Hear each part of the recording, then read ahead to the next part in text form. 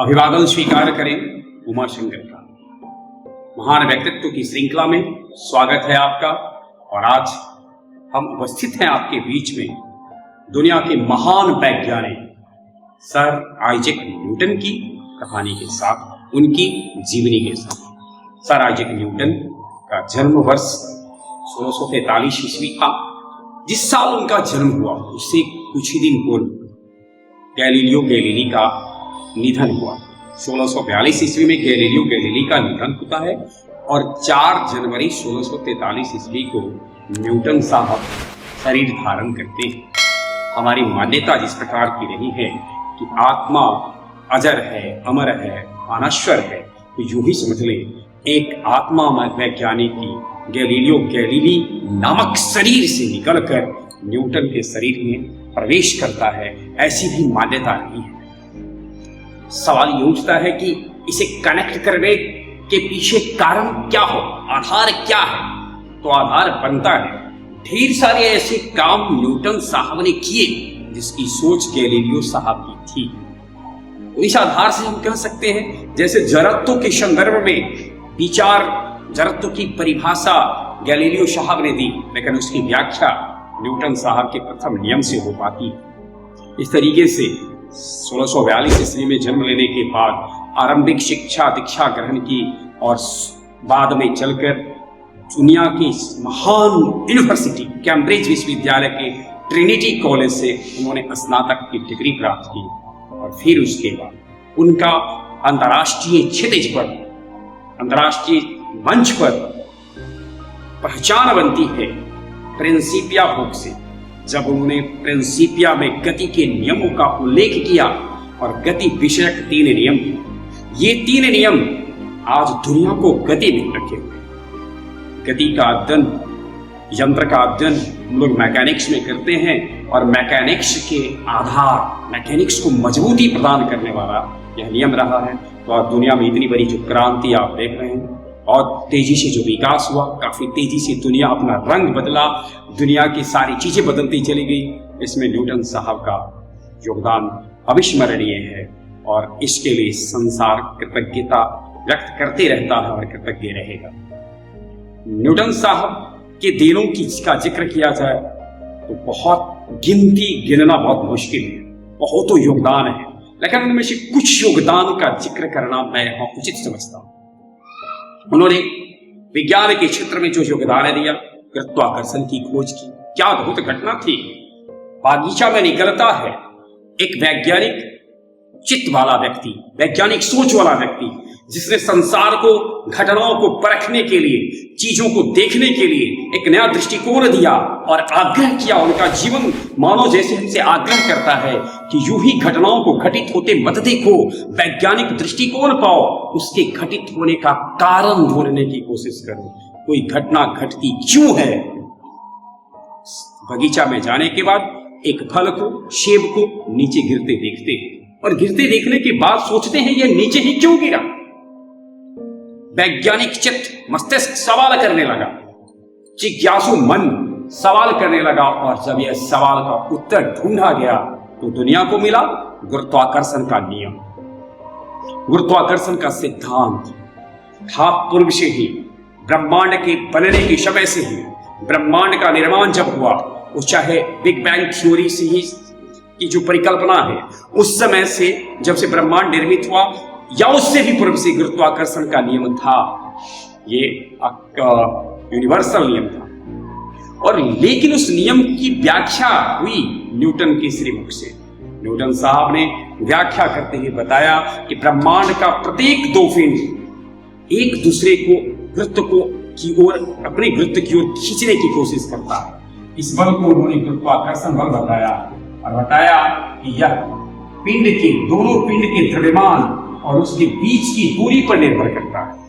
दोनों पिंड के द्रव्यमान, अगर एक पिंड है ये और एक पिंड है ये, तो ये दोनों के मास और उनके बीच की दूरी पर निर्भर करता है। गुरुत्वाकर्षण बल दोनों पिंड के द्रव्यमान के गुणनफल के समानुपाती और बीच के दूरी के वर्ग के वृत्त कर्मानुपाती होता है। तो ये क्षेत्र जहां गुरुत्वाकर्षण का था उसमें उन्होंने दिया। दूसरा क्षेत्र जैसा हमने जिक्र किया कि गति के नियम उन्होंने दिया। उष्मा के क्षेत्र में भी उन्होंने न्यूटन का शीतलन नियम, बड़ा प्रसिद्ध है, शीतलन नियम दिया। और फिर प्रकाश की बात की जाए, प्रकाश के वेग के निर्धारण के लिए भी सोचा, कणिका का सिद्धांत दिया। और इतना ही नहीं, जैसा हमने जिक्र किया, उनको घटनाओं को परखने का एक अलग अंदाज ही था। कहा जाता है कि एक बार यूं ही अपने घर में बैठे थे और हाथ में प्रिज्म को लेकर घुमा रहे थे। खिड़की से, झरोखों से आ रही सूरज की किरण जब प्रिज्म से होकर गुजरती है तो सामने वाले दीवार पर उन्होंने कुछ रंगीन चित्र देखे, कुछ रंग को उत्पन्न होते देखा। और फिर सवाल खड़ा होने लगा।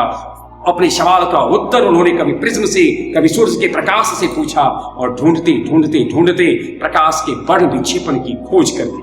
श्वेत प्रकाश 7 रंगों से बना है। बना तो था ही, लेकिन इन्होंने बताया 7 रंगों से बना है।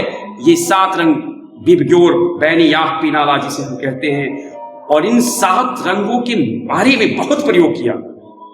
कभी सोचा प्रिज्म की शायद विशेषता होगी कि रंग उत्पन्न करते हैं, कभी सोचा प्रकाश 7 रंगों से बना है।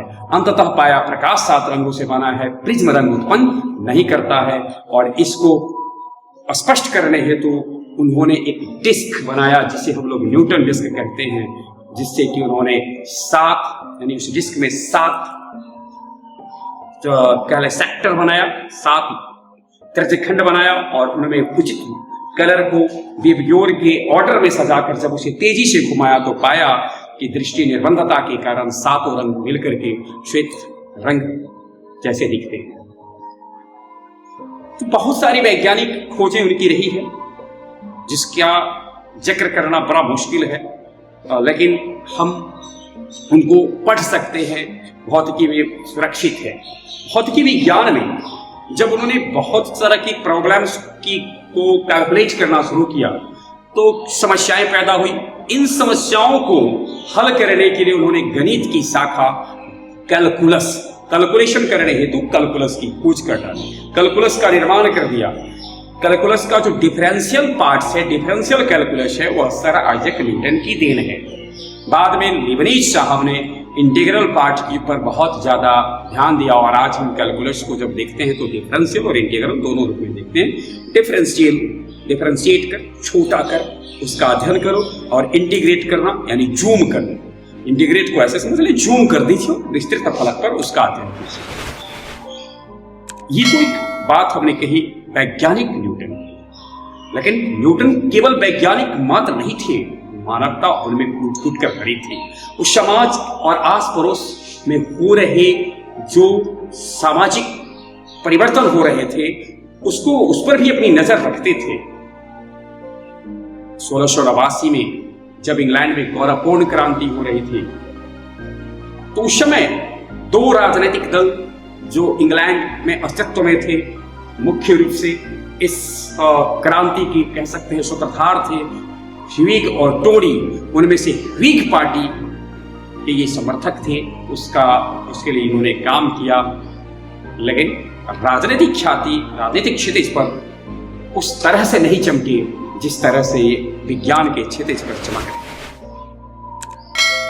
लंबे समय तक उन्होंने शरीर से विज्ञान की सेवा की। उनके खोज विज्ञान जगत को सिंचित कर रहे हैं, पोषित कर रहे हैं और करते रहेंगे। लेकिन 1727 ईस्वी 31 मार्च को उनका इंतकाल हो गया। जीवन में उन्होंने FRS की डिग्री पाई 1672 ईस्वी में। और 1727 ईस्वी में जब उनका निधन हुआ तो उन्हें दफनाया गया वेस्टमिंस्टर यब नाम का एक जगह है, वेस्टमिंस्टर में शहर में दफनाया गया। वेस्टमिंस्टर का ख्याल आते हुए भारत का ध्यान स्वाभाविक रूप से आ जाता है। भारत के लिए विशेष शहर है। क्यों विशेष है? क्योंकि यही भारत के पुनर्जागरण के अग्रदूत जो अकबर द्वितीय का राजदूत बनकर के गए थे इंग्लैंड, राजा राम मोहन राय, उनका निधन हुआ और वहां उन्हें दफनाया गया था। तो राजा राम मोहन राय की समाधि स्थल है वेस्टमिंस्टर पार्क। और वेस्टमिंस्टर पार्क में ही मदन लाल धिंगरा की समाधि स्थल है। मदन लाल धिंगरा के बाद जालियांवाला बाग हत्याकांड के मुख्य कर्ता धर्ता माइकल ओडायर और जनरल डायर की हत्या के मुख्य अभियुक्त उधम सिंह के भी समाधि स्थल है। लेकिन हमने जैसा जिक्र किया माइकल ओडायर और जनरल डायर की मौत स्वाभाविक हो चुकी थी और माइकल ओडायर की हत्या जाकर के इंग्लैंड में की थी। उधम सिंह ने वेस्टमिंस्टर में उनका भी समाधि स्थल है। तो ये वेस्टमिंस्टर से जुड़ा हुआ भारत का जो यादें हैं इसका जिक्र हमने किया। बहुत बहुत धन्यवाद। महान व्यक्तित्व की श्रृंखला आगे जारी रहेगी और हम आपके बीच में उपस्थित होते रहेंगे इसी तरीके से अलग अलग क्षेत्र के महान व्यक्तित्व के साथ, कभी वैज्ञानिक, कभी गणितज्ञ, कभी खिलाड़ी, कभी राजनेता, यानी मनुष्य का जीवन जितने डायमेंशन पे जाता है उन क्षेत्रों से के महान व्यक्तित्व के साथ उपस्थित होंगे। बहुत बहुत धन्यवाद।